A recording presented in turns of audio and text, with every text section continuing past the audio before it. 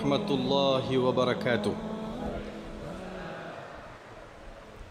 Alhamdulillahi rabbil alamin, wassalatu wassalamu ala ashrafil anbiya'i wal mursalin wa ala alihi wa man da'a bida'watihi ila yaumiddin, amma ba'd. Alhamdulillah, kita sama-sama merafakkan tanda kesyukuran, lafaz syukur kehadrat Allah Subhanahu wa taala kerana Allah beri kita peluang dan ruang untuk berada dalam program Al-Kulliyah yang diterbitkan secara eksklusif oleh TV3 untuk tontonan rakyat di Malaysia dan juga penonton-penonton di negara-negara jiran. Kita doakan supaya tuan-tuan puan-puan dalam saat dan ketika ini berada di dalam dakapan kasih sayang Allah Subhanahu wa taala. Ujian itu nikmat. Itu tajuk yang kita nak bincangkan bersama. Barangkali bila saya sebut tajuk tadi, ada yang menganggap bahawa mana mungkin Ustaz ujian itu nikmat. Ujian itu kan suatu yang menyakitkan. Ujian itu sesuatu yang menyempitkan dada. Ujian ini menjadikan seseorang tidak keruan. Ujian ini menjadikan kita tidak terurus. Kerana ujian itu menggamit kehidupan, menjadikan kita dalam keadaan serba salah dan gundah gulana. Jadi mana mungkin ujian itu nikmat, Ustaz? Begini tuan-tuan dan puan-puan, Allah Subhanahu wa taala mendatangkan sesuatu ujian kepada mereka yang Allah pilih. Ulama dulu, para salafus soleh, kalau mereka tidak diuji, contohnya katakan ada di antara salafus soleh orang alim, lama tidak sakit, dia akan merasakan bahawa adakah Allah tak sayang ke aku sampai aku tidak sakit? Bila seseorang itu tidak diuji, dia mula rasa susah hati. Kerana dia khawatir bila dia tidak diuji, tak jatuh pandangan Allah pada dia. Ini bezanya para salafus soleh, para awliya dengan orang awam seperti kita. Kita nak jadikan supaya kita juga ingin menjejaki langkah para salafus soleh, orang alim ulama yang terdahulu, yang melihat ujian ini sebagai satu nikmat. Pada awalnya dia adalah ujian, pada akhirnya dia adalah nikmat. Tuan-tuan lihat seperti mana berlaku dalam kisah-kisah para nabi, para anbiya alaihi wassalatu wassalam. Nabi Ibrahim alaihi salam yang dinobatkan, yang disadurkan nama baginda dengan Khalilullah. Khalil maksudnya cinta atau sayang. Khalil yang asal perkataan khullah yang membawa maksud penuh hati rasa cinta dan sayang. Allah Subhanahu wa taala menggelar Nabi Ibrahim alaihi salam dengan Khalilullah, iaitu orang yang sangat-sangat dikasihi oleh Allah Subhanahu wa taala. Kalau Khalilullah Nabi Ibrahim yang menjadi kekasih Allah diuji, kita jauh sangat daripada Nabi Ibrahim. Nabi Ibrahim alaihi salam seawal usia, bila Allah melantik menjadi rasul, mengajak ayah dia kepada Allah Subhanahu wa taala. Ayah dia menghalau dia keluar daripada rumah. Bahkan ayah dia mengancam, wahai Ibrahim, kalau kamu tidak berhenti dengan apa yang kamu ajak, aku akan rejam kamu dengan batu. Nabi Ibrahim bersabar. Nabi Ibrahim teruskan kerja dakwah. Nabi Ibrahim sampaikan pula dakwah kepada kaum dia yang menyembah bulan, yang menyembah bintang, yang menyembah matahari. Dengan sabar dan tabah Nabi Ibrahim teruskan kerja dakwah. Nabi Ibrahim bila berdakwah dengan Namrud, Namrud campak Nabi Ibrahim ke dalam api. Api yang membakar, tapi Allah selamatkan Nabi Ibrahim alaihissalam. Perintahkan api supaya tidak bakar Nabi Ibrahim alaihissalam. Nabi Ibrahim diuji lagi sampai umur 90 tahun. Nabi Ibrahim tidak dikurniakan zuriat. Dalam banyak ujian-ujian yang Allah Subhanahu wa taala datangkan ke atas Nabi Ibrahim alaihissalam, semua itu Nabi Ibrahim hadapi dengan penuh jayanya. Tapi dalam hati itu berkata, aku sudah lanjut usia wahai Tuhan, tapi aku tidak ada zuriat. Sebab itu Nabi Ibrahim berdoa, Rabbi habli minas salihin, wahai Tuhan kurniakan daku anak yang saleh. Allah kurniakan Nabi Ibrahim alaihissalam seorang putera yang pernikahan Nabi Ibrahim dengan Hajar. Putera itu diberi nama Ismail.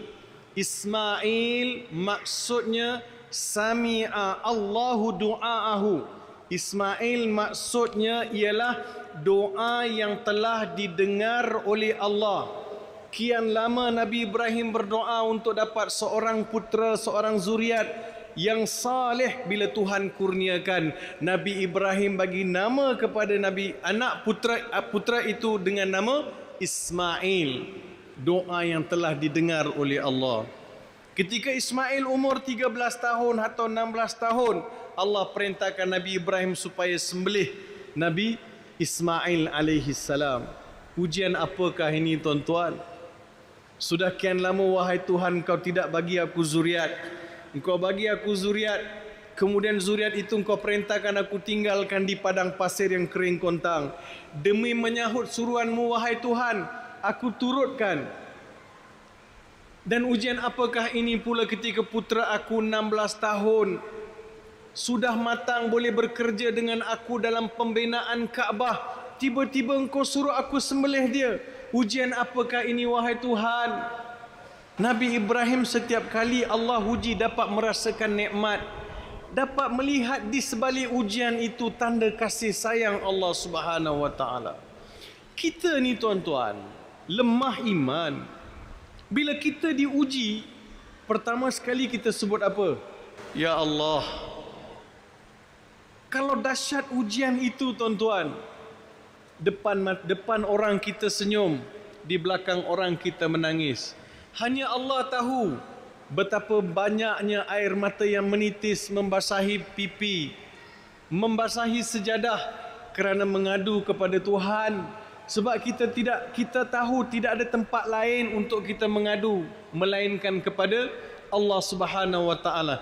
Itu saat dan ketika paling manis dalam iman, dalam kehidupan kita, tuan-tuan. Bila kita diuji, rasa dekat dengan Allah. Kadang-kadang saya lihat ujian itu nak kembalikan balik kita kepada pangkal jalan, supaya manusia dapat mengakrabkan hubungan dia dengan Tuhan.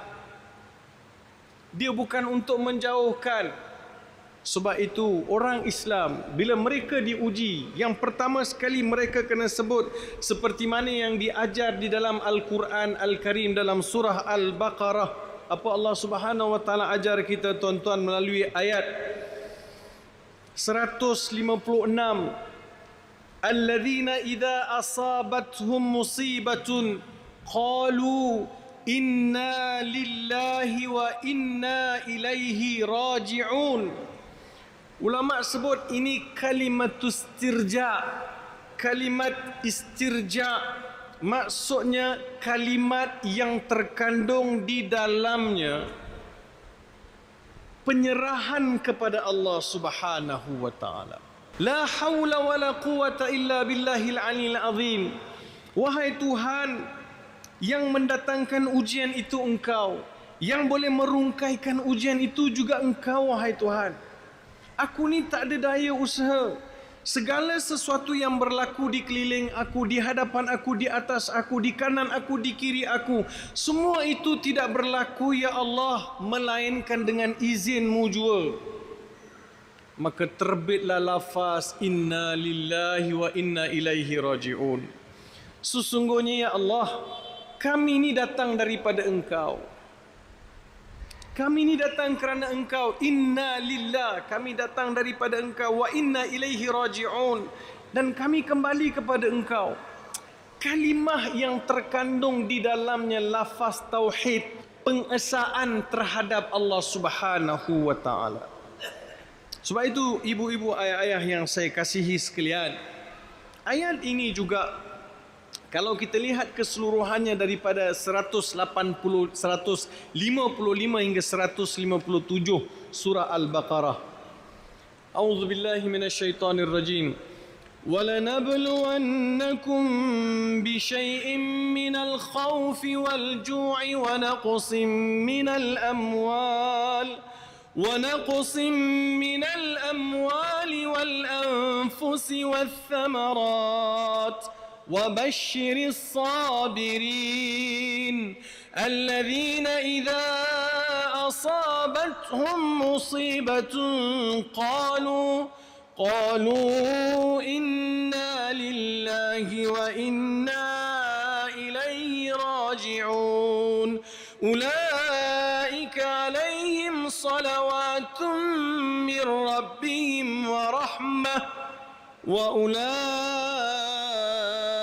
هم المهتدون. Sadaqallahul Azim. Allah beritahu dengan penuh manja, Allah wala nabluwannakum. Aku akan uji kalian. Aku akan uji kalian. Uji. Kau akan uji kami dengan apa ya Allah? Wala nabluwannakum bi syai'in minal khauf. Aku akan uji kamu dengan sedikit ketakutan. Kalau tuan-tuan lihat dari sudut bahasa Arab, dia setiap kali sebut minal khauf wal ju' wa naqsim minal amwat, dia ada min. Dalam bahasa Arab, bila sesuatu yang Tuhan nak sebut ada kaitan dengan ambil dan beri, dalam ayat ini Tuhan nak ambil apa yang diberi. Bila Tuhan beri keamanan, Tuhan tak ambil keseluruhan keamanan itu. Allah bagi sedikit perasaan takut. Wal ju', Tuhan bagi sedikit rasa lapar. Wa naqsim minal amwal, dan sedikit berkurangnya harta benda kita. Wal anfus, dan nyawa-nyawa manusia. Wath thamarat, dan hasil-hasil tuaian. Wa basyiris sabirin. Jika ini berlaku, wahai Muhammad, beritahu agar mereka yang diuji sedemikian agar sabar. Wa basyiris sabirin, gembirakan mereka yang bersabar.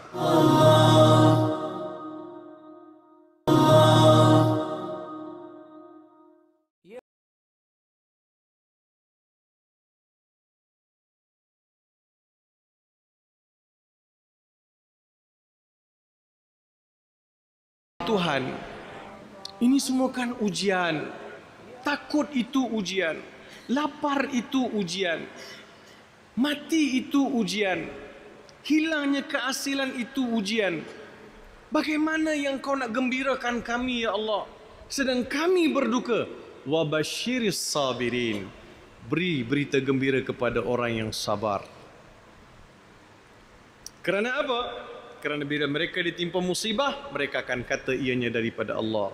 Sabar ini, tuan-tuan, ibu-ibu, ayah-ayah, bila kita baca Quran, kita akan dapati Allah Subhanahu wa Ta'ala tidak janjikan syurga ke atas mana-mana amalan, melainkan seperti mana Tuhan janjikan syurga ke atas orang yang sabar. Dalam Quran, orang banyak solat, ada tak Tuhan beritahu dapat syurga? Orang banyak zakat dapat syurga? Orang banyak buat haji dapat syurga? Orang banyak buat umrah dapat syurga? Tak. وَجَزَاهُمْ بِمَا صَبَرُوا جَنَّةً وَحَرِيرًا. Dan balasan bagi mereka yang sabar itu ialah syurga dan pakaian-pakaian sutera di dalamnya.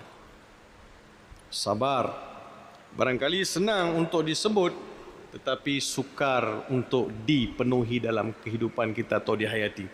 Sebab itu ibu-ibu, ayah-ayah, mesti lihat bahawa musibah itu mendekatkan saya kepada Allah. Ayat ini bila kita perhatikan secara detail, seterusnya Allah sebut ulaika alaihim salawatun min rabbihim warahmah. Ke atas mereka itu Allah ucapkan selawat, warahmah, dan juga adanya tanda sayang.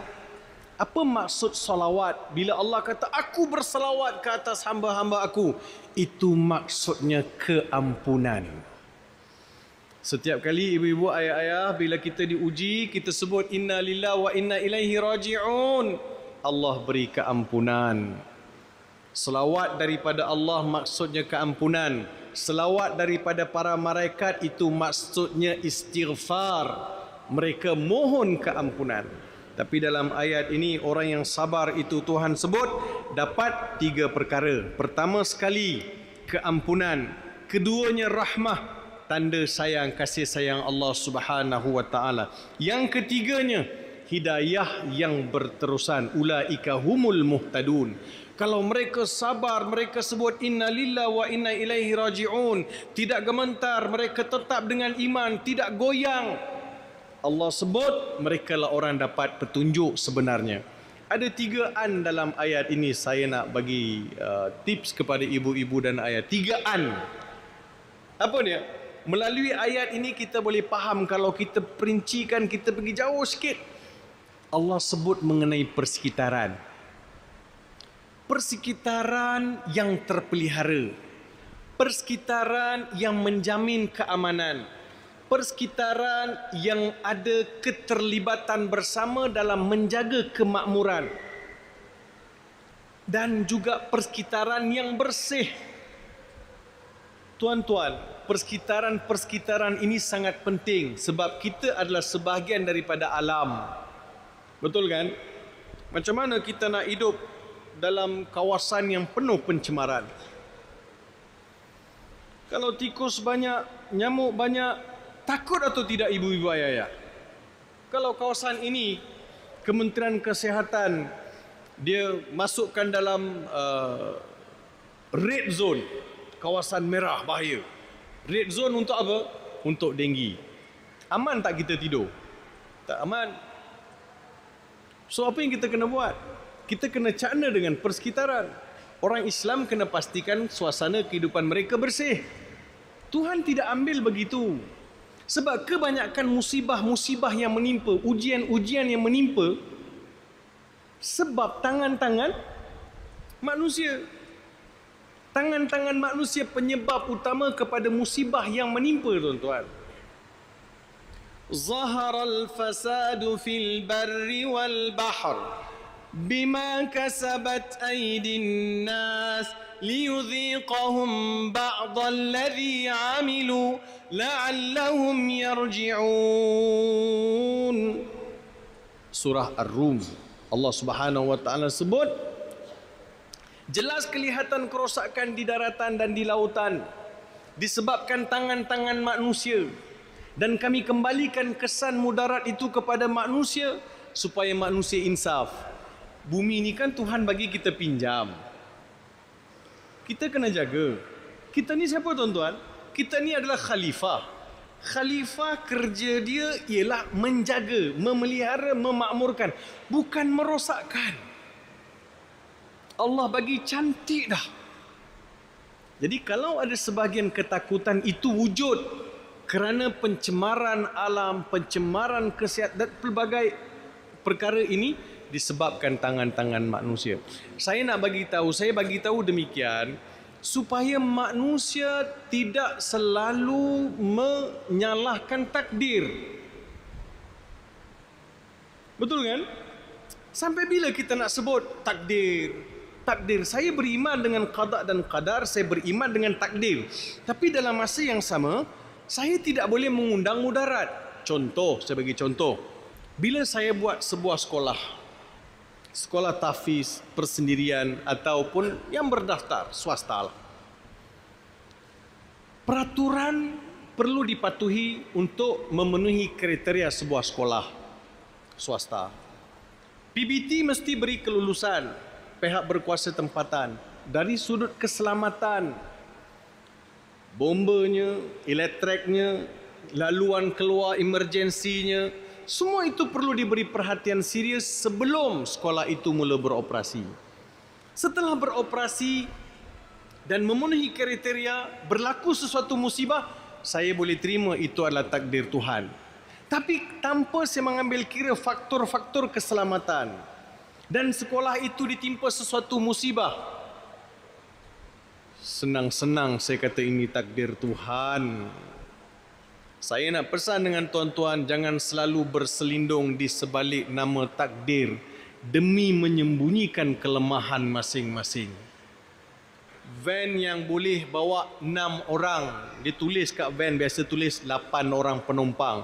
Tapi kalau kita bawa 20 orang penumpang, van itu pula tidak diservis mengikut ketetapan, dan pemandu itu pula tidak ada lesen, bawa laju 20 orang kanak-kanak dalam tu, tiba-tiba hilang kawalan, berlaku kemalangan. Siapa yang tuan-tuan nak salahkan? Takdir. Tuan-tuan, tolonglah tuan-tuan. Di dalam ucapan-ucapan itu takdir, tuan-tuan cuba perlihatkan Tuhan itu zalim. Asyik Allah ni datang ke musibah. Kan manusia itu boleh berfikir secara waras, secara rasional untuk membuat sesuatu keputusan. Jangan. Saya rasa kalau kita berselindung begitu, kitalah salah. Jadi maksudnya, kita yang tidak mewujudkan satu environment, satu persekitaran. Tanggungjawab kita. Satu. Keduanya, yang kedua. Pertama, persekitaran. Kedua ialah makanan. Allah Ta'ala sebut lapar. Ada negara orang mati kerana tak cukup makan. Kat negara kita, orang barangkali makan terlebih makan. Mati terlebih makan.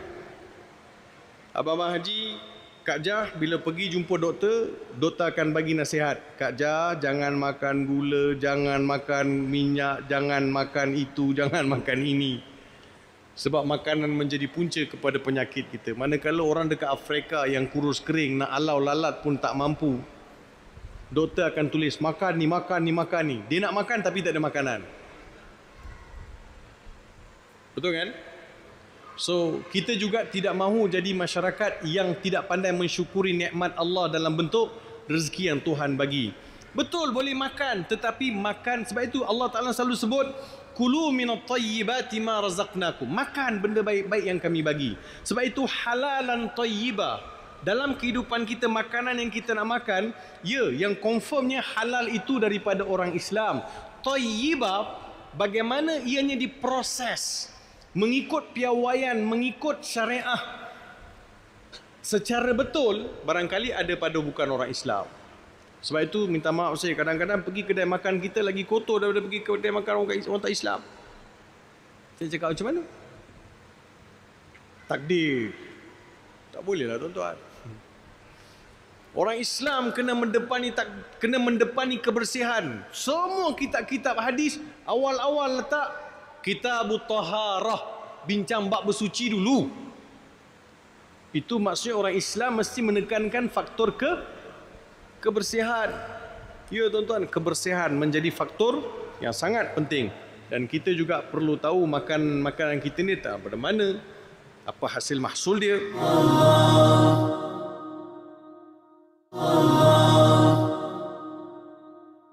فضلا وجودا منا لا باكتساب. Yang ketiga ialah kesihatan. Wal anfus. Hari ini kita makan tapi kita tak bakar apa yang kita makan. Maksudnya kita tak ada buat aktiviti riadah. Rasulullah sallallahu alaihi wasallam, ini saya nak bagi tahu imam-imam Tok Bilal. Semua masjid. Rasulullah sallallahu alaihi wasallam main lumba lari dengan Aisyah. So hujung minggu ni kalau boleh Tok Imam, Tok Bilal main lumba lari dengan Umar tepi masjid. Tak payah daripada parking pergi kolah je. 1, 2, 3 berlari. Tok Imam dengan isteri dia berlari lagi. Orang pun ambil gambar, viralkan. Tok Imam dah tak betul. Padahal Rasulullah main lumba lari. Riadah lah tu. Dan Rasulullah pergi berjihad, Rasulullah bertani, Rasulullah mengembala. So ini semua aktiviti-aktiviti yang memberi kesihatan. Kadang kita kesian tengok tuan-tuan, masyarakat kita ni dia kena kembali balik menghayati konsep kesihatan. Supaya kita benar-benar, sehat ni ada kaitan tak dengan ibadat? Ada kan? Sehat ni ada kaitan dengan ibadat. Kalau saya sehat, baru solat saya, tu dia. Hebat. Imam baca panjang mana pun, saya steady kat belakang. Betul kan? Hari ini, imam baca sepanjang sikit, tak boleh komen. Sebab kaki rasa kebas. Tak tahan nak berdiri lama sangat. Kita diuji sebab makan minum kita tak jaga. Kak Jah mulai hari ni kan main jogging dengan abang. Pergi jogging. Boleh. Tuan-tuan pergilah ke hospital tengok. Di antara penduduk yang banyak, di antara penduduk yang tengah champion diabetes, Malaysia. Di antara penduduk yang champion kidney failure, Malaysia. So, Allah bagi gula, bukan suruh makan gula. Suruh kontrol gula. Gula penting untuk badan. Betul kan? Supaya bila kena kencing manis, boleh tak tiba-tiba bila kencing manis saya kata, nak buat macam mana Ustaz? Takdir. Dah dulu tak ingat. Pagi, petang, siang, malam. Minum benda manis. Dah umur dah menjangkau pun masih lagi belasah. Jadi kita mesti ingat bahawa dia tidak datang. Yang keempat, tekanan hidup yang dinamakan sebagai yang memberi tekanan lah persekitaran. Kita hari ini tengok tekanan-tekanan hidup ini yang perlu kita imbangi balik supaya kita kembali balik kepada ajaran Islam. Jadi tuan-tuan dan puan-puan yang saya kasih sekalian, kita mesti ingat bahawa Allah Subhanahu Wa Taala datangkan ujian ini untuk memantapkan lagi kekuatan iman kita. Allah sebut dalam surah Al-Ankabut, ahasiban nasu an yutraku an yaqulu amanna wa hum la yuftanun. Adakah manusia menjangka mereka akan dibiarkan begitu saja selepas mereka berkata mereka beriman sedang mereka tidak diuji? Bila kita sebut kita beriman, kita kena bersiap sedia untuk kita diuji.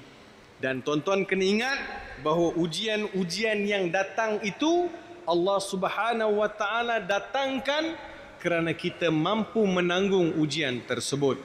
Saya ingin mengambil kisah bagaimana Bilal bin Rabah diuji oleh Allah Subhanahu Wa Taala. Hujungnya Bilal bin Rabah, kita tahu dia menjadi seorang lelaki yang hebat. Dia masuk Islam agak lewat selepas kerasulan Nabi Muhammad sallallahu alaihi wasallam. Tapi selepas dia masuk Islam, dia diuji. Dia disakiti. Siapa yang sakitkan dia? Umayyah bin Khalaf, tuan dia. Bila tuan dia tahu Bilal dah masuk Islam, apa dia buat? Dia heret Bilal pergi ke padang pasir, dia baringkan Bilal di padang pasir, kemudian dia seksa Bilal. Orang yang lalu lalang di situ juga diminta untuk menyumbang seksa Bilal. Ada yang meludah, ada yang sepak. Dalam pukul itu, pernah kain yang menutup Bilal itu terbuka, terdedah aurat dia. Bilal jawab, Bilal sebut apa? Ahad. Ahad, ahad. Tuan-tuan, kalau orang lain baru masuk Islam 3 bulan diuji macam tu, lagi tuan-tuan, lagi orang. Tapi Bilal bin Rabah, dia telah melihat kehebatan Islam. Walaupun 3 bulan, tetapi iman itu telah mengakar umbi. Sebab itu, lama Islam dengan baru Islam. Lama Islam belum tentu iman dia kuat. Baru Islam belum tentu iman dia lemah. Jangan kita ukur. Ada orang masuk Islam hari ini, esok lusa dia mati dapat syurga kerana dia yakin dengan Islam. Seperti mana Ammar, keluarga Ammar yang telah menimpa musibah. Apa yang Rasulullah sallallahu alaihi wasallam sebut, sabran ala Yasir fa inna mau'idahumul jannah. Allah beritahu kepada Ammar supaya sabar, kesabaranlah hendaknya ke atas keluarga Yasir kerana Allah janjikan syurga. Mati di dunia kerana terseksa, tapi mereka akan mengecapi kekal abad, mengecapi nikmat syurga dengan selama tempoh selama-lamanya. berbeza dengan orang yang seksa dia, Umayyah ataupun Abu Jahal yang menyeksa, mereka belum tentu dapat apa-apa. Malahan mereka akan meringkuk di dalam api neraka. Jadi nak beritahu Bilal bin Rabah ni ujian tuan-tuan. Orang ejek dia. Sahabat pernah ejek. Ada seorang sahabat pernah ejek Bilal. Engkau ni dulu wahai Bilal hamba abdi aja. Rasulullah ada di sebelah tuan-tuan. Kecil hati Rasulullah SAW. Kecil hati Bilal. Rasulullah panggil sahabat yang kata, wahai Bilal, engkau ni hamba abdi je. Rasulullah sebut dekat sahabat, innaka imru'un fika jahiliyah. Engkau ni pemuda yang masih lagi ada sifat-sifat jahiliyah. Sahabat itu bila mendengar teguran Rasulullah jadi sempit bumi. Sempit. Sebab Rasulullah sudah mengatakan engkau ni ada ciri-ciri jahiliyah. Dijumpa balik Bilal, minta maaf dengan Bilal. Tuan-tuan, sampai ke satu tahap sahabat ini membaringkan kepalanya di atas lantai dan bagi tahu Bilal, wahai Bilal, pijak muka aku sekarang Bilal. Aku tak patut cakap macam tu, pijak aku sekarang wahai Bilal. Bilal tak buat. Bilal tahu tak elok buat macam tu. Buat apa nak dendam, maafkan ajalah. Mungkin dia tak sengaja, taliqul lisan. Ada orang kadang-kadang dia terlepas cakap. Mungkin itulah kot yang lelaki sahabat tu buat. Tapi Bilal tidak begitu kan. Termasuk dalam 10 orang yang dijanjikan syurga. Masa pergi Isra' Mi'raj, Rasulullah dengar bunyi terompah Bilal. Saya dulu mula-mula masuk Islam, saya pun diuji. Macam-macam orang cakap dekat saya. Bila saya pergi masjid, orang kata alah masuk Islam tak lama. Dia orang ni masuk Islam nak bantuan lah tu. Nak minta tolong lah tu. Tuan-tuan sakit dengar. Masa tu saya 18 tahun. Tapi saya dah ada perasaan. Perkataan-perkataan tu cukup menyinggung saya. Kalau saya orang biasa-biasa tuan-tuan. Kalau saya masuk Islam kerana ikut-ikut. Barangkali saya tak tahu apa jadi masa tu. Tapi disebabkan saya masuk Islam, saya lihat kebenaran Islam. Saya tak peduli dah apa orang cakap. Nak cakap-cakap lah. Dan saya tahu ungkapan-ungkapan tu keluar daripada orang-orang yang barangkali tak cukup iman, tak cukup Islamnya. Boleh jadi macam sahabat lah Bilal. Orang kata kat Bilal kan, sahabat tu Rasulullah kata engkau ni masih ada perangai jahiliyah. Takkan saya nak cakap dekat orang, cakap kat saya engkau ni masuk Islam tak lama, saya nak kata engkau ni perangai macam jahiliyah. Cari pasal dengan orang tu kan. Betul kan? Tapi saya tak lihat itu sebagai satu gangguan. Saya terima. Saya nak buktikan bahawa saya masuk Islam ni bukan nak minta bantuan, bukan nak kahwin anak dara orang, bukan nak minta secupak beras, bukan nak minta wang ringgit. Saya masuk Islam kerana Allah. Kadang terfikir, aku masuk Islam ni bukan kau ajak pun. Patut engkau lah ajak aku masuk Islam. Tapi dah lah kau tak ajak aku masuk Islam. Lepas aku masuk Islam, kau kutuk pula aku. Kau kecil-kecilkan pula aku punya Islam. Timbul persoalan dalam bercakap. Tapi tabah, sabar.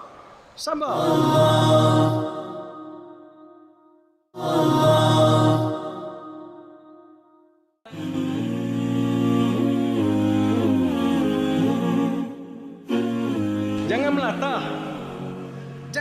Kenapa aku? Kenapa bukan orang lain? Tak, memang purposely Allah pilih kita untuk kita diuji.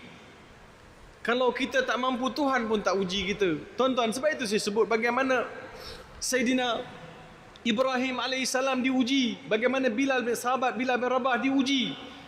Mereka semua diuji. Kalau tuan-tuan nak zoom lagi, lihat kepada Rasulullah SAW. Bagaimana baginda diuji. Baginda diuji lagi teruk. Apa orang tak buat tuan-tuan? Lorong-lorong yang Rasulullah SAW lalu ditabur paku, habis luka kaki Nabi SAW. Ada orang simpan perut unta 3 hari 3 malam. Rasulullah lalu di lorong itu disimba ke atas badan, ke atas tubuh baginda. Balik baginda ke rumah, Fatimah menitiskan air mata sambil membersihkan tubuh ayah dia. Tuan-tuan boleh bayangkan? Ujian kita ada tak orang siapa-siapa sembah kita tuan-tuan? Tak ada. Ada tak siapa-siapa yang...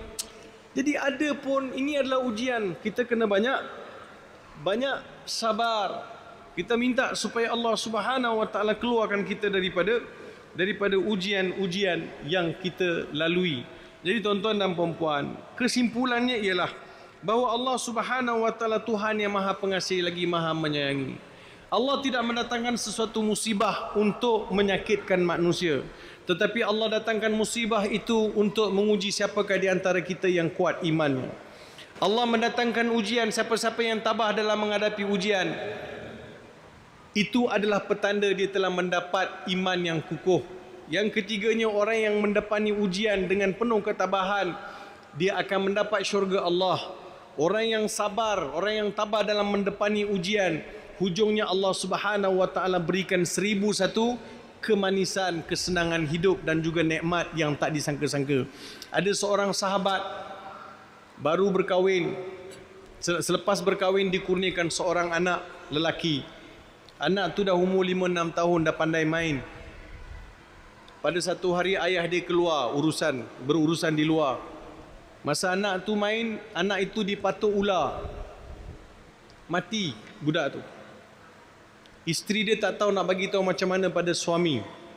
Dia sabar. Dia ambil anak tu, dia mandikan, dikafankan, disimpan dekat bilik. Suami balik, dia tak bagi tahu. Suami balik, dia sambut suami, bang masuk, bagi makan, bagi minum. Lepas tu layan suami pada malam tu.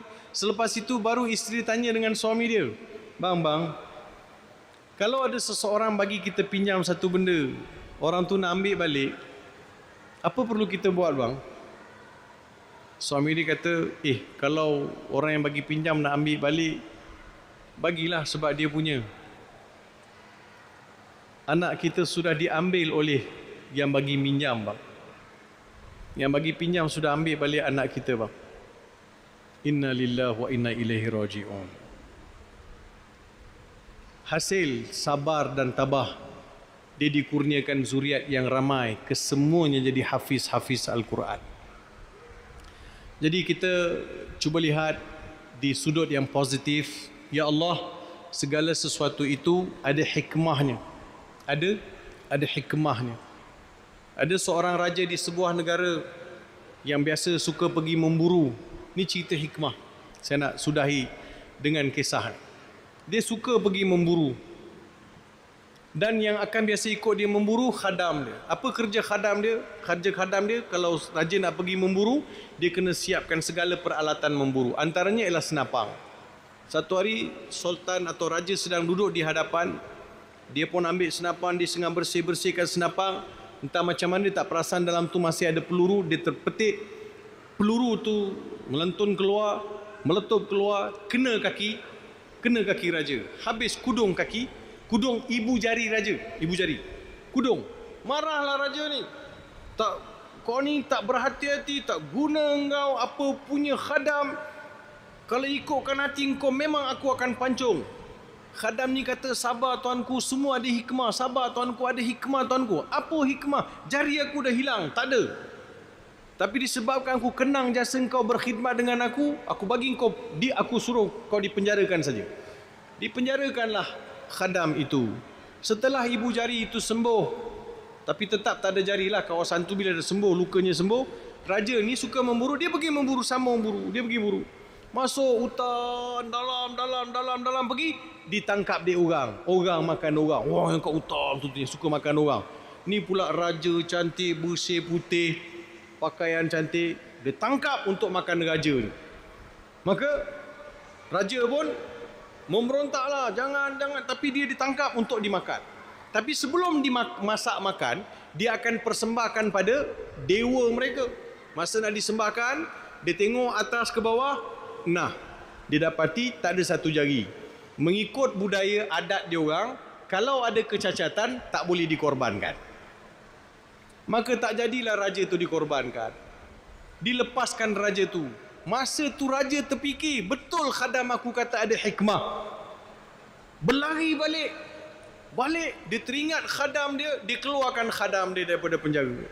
Bila keluarkan daripada penjara, dia kata, weh khadam, betul lah kata engkau ada hikmah. Tadi aku pergi buru begini, aku dah kena tangkap. Dia nak makan dah, tengok jari tadi tak jadi makan. Betul engkau cakap ada hikmah, kenapa jari aku tak ada? Jadi tuanku penjarakan saya pun ada hikmah tuanku. Hikmah apa pula? Ada hikmah tuanku. Bayangkan kalau tuanku tak penjarakan saya. Tuanku ajak saya pergi memburu sama-sama. Kita pergi sama-sama memburu. Kita duduk kena tangkap. Tuanku dibebaskan sebab tak sempurna jari. Barangkali saya kena makan. Jadi ada hikmah di sebalik setiap ujian. Sabar sajalah. Allah Ta'ala Maha Kaya. Dia Maha Pengasih, Maha Pengampun.